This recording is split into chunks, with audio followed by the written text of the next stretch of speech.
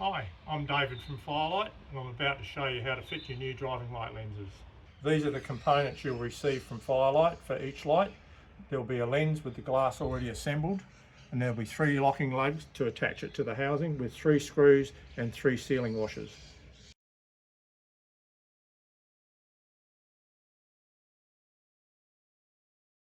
Right, the first thing you need to do to make further assembly easier is to take one of the screws, and in each of the 3 locking lugs I want you to put the screw into the locking lug, and then using your 3mm Allen key wind the screw through until it protrudes approximately 3 to 4 threads through the base of the hole in the lug itself. Then remove the screw. Do that with each of the 3 lugs, and then we'll go on to further assembly. Okay, to assemble the lugs to the lens prior to fitting to the vehicle, you need to take a screw, assemble one of your sealing washers onto the screw and put it through the remaining hole. Take your lug, spin it onto the bolt so that it is just about that position. Right. Do that with all 3 lugs. Now we have all 3 lugs attached to the lens, it becomes a complete sub-assembly. At this point it is ready to fit directly to the vehicle, or you can keep it in your toolbox for rapid changeover in a rally situation.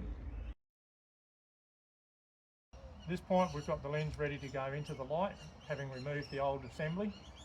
The 3 locking lugs need to be assembled and facing outwards in the 12 o'clock, 8 o'clock and 4 o'clock position.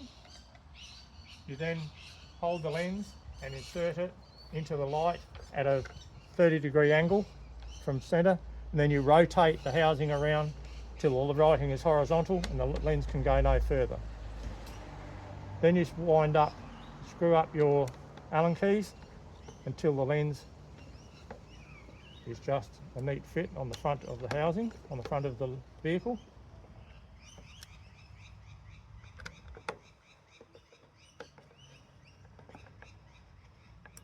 So it can't move anymore. It is very important that the lens and the aluminium ring goes around the outside of the housing and doesn't get caught on the front lip as you're pulling it down. Then go to the right hand screw in the 4 o'clock position, and using your left hand, make sure you push in on the ring and wind the Allen key up, and ensure that the aluminium ring goes around the outside of the housing on that side also. You will feel the screw come up, nip up tight, then move to the top screw and just do that one and wind that up also.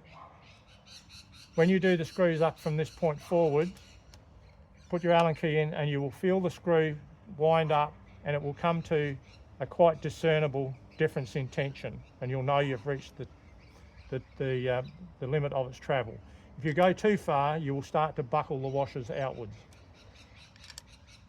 And that's really it. At that point, your lens is locked on and cannot be removed without removing those 3 screws.